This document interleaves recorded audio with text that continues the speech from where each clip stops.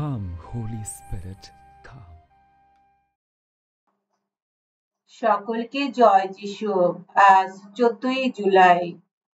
আজ খ্রিস্ট মণ্ডলী সাধু কামিলোস দে লেসিস এর স্মরণ দিবস পালন করছে।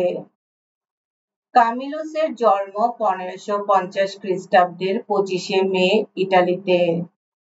তিনি সৈনিকের পুত্র এবং নিজেও সৈনিকের বৃত্তি গ্রহণ করেন। অল্প বয়সে তিনি মাকে হারান। যুব বয়সটি তিনি একজন সৈনিক হিসাবে অতিবাহিত করেন। তিনি ছিলেন তুখোড় জুয়ারি ও একজন মোহনীয় দক্ষ খেলোয়াড়। এছাড়া তিনি ভাড়াটে সৈনিকের জীবনও উপভোগ করেন। লোকমুখে কথিত আছে যে এই দৈত্যাকার যুবক কামিলোস লম্বায় 6 ফুট 6 ইঞ্চি, দীর্ঘ দেহ ও বলিষ্ঠ স্বাস্থ্যের অধিকারী ছিলেন।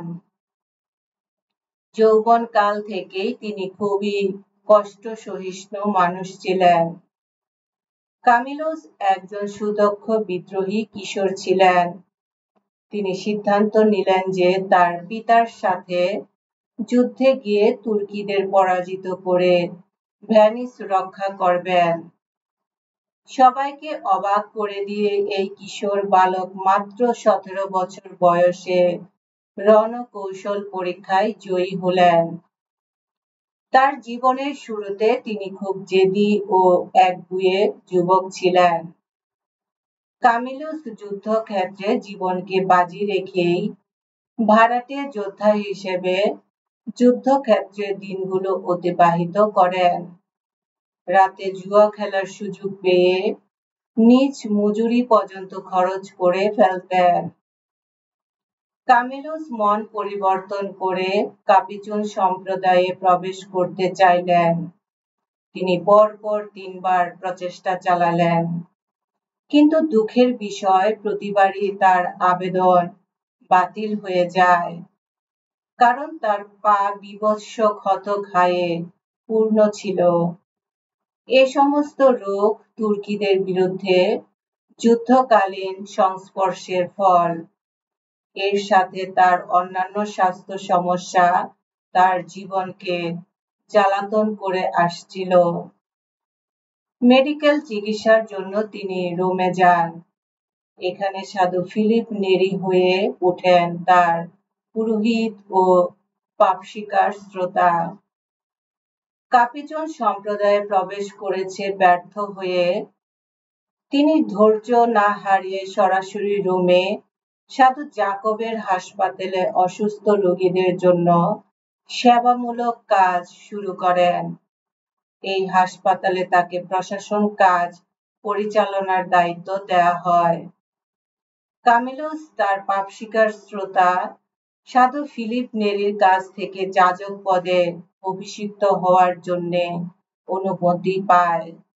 তার একক পৈঋতিক প্রচেষ্টায় একটি ধর্মীয় সম্প্রদায় গড়ে তোলেন।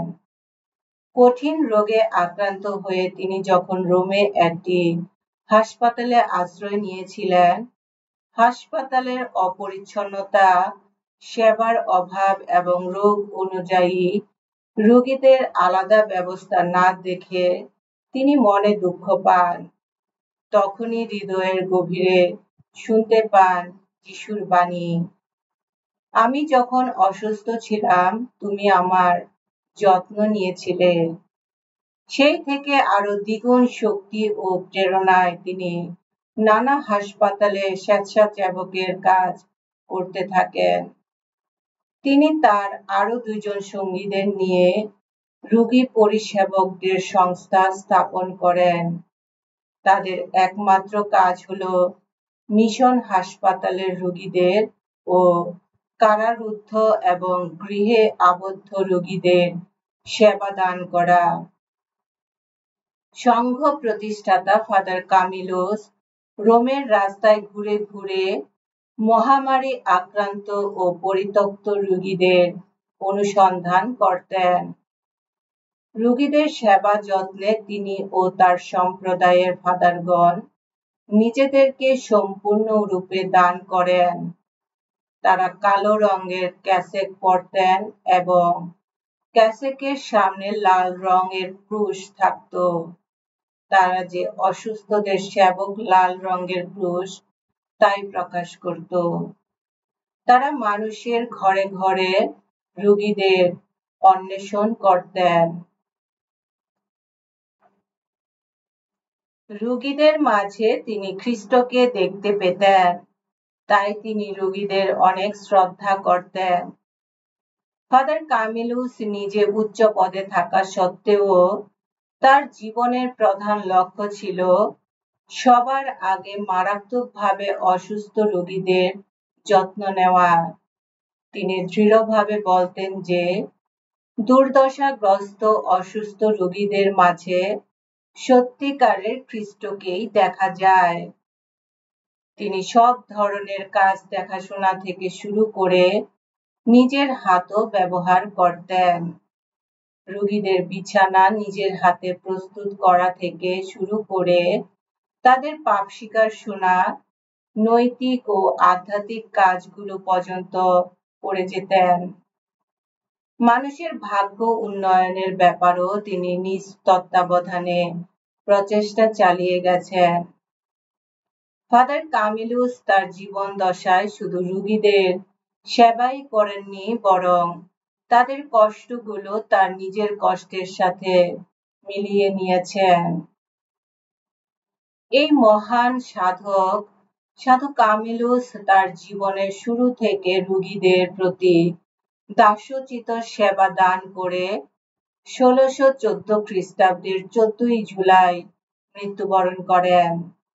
পোপ ত্রয়োদশ লিও 1746 খ্রিস্টাব্দে তাকে সাধু শ্রেণীভুক্ত করেন এবং তাকে রোগীদের প্রতিপালক হিসাবে ঘোষণা করেন। পোপ একাদশ পিউস তাকে নার্সদের এবং যারা রোগীদের অন্যান্য সেবা কাজে আছেন তাদের প্রতিপালক হিসাবেও ঘোষণা দেন। নিজে মাথা ও পেটের ব্যথা, পাথরি ইত্যাদি নানা রোগে ভুগেও জীবনের শেষ দিন পর্যন্ত তিনি হাসি মুখে অন্য রোগীদের সেবা করে যান। সাধু কামিলুস আমাদের স্মরণ করিয়ে দেন যে আমরা যেন আমাদের পার্থিব ভাবাবেগ একদিকে সরিয়ে রেখে যাদের আমরা সেবা করে থাকি তাদের মধ্যে যেন যিশুকে দেখতে পাই। তিনি মনে করতেন যে যখন কোনো রোগীর সামনে গিয়ে হাজির হন তখন যেন মনে হয় তিনি যিশুর সামনে উপস্থিত হয়ে যিশুকেই সেবা দিচ্ছেন। এসো আমরা প্রার্থনা করি।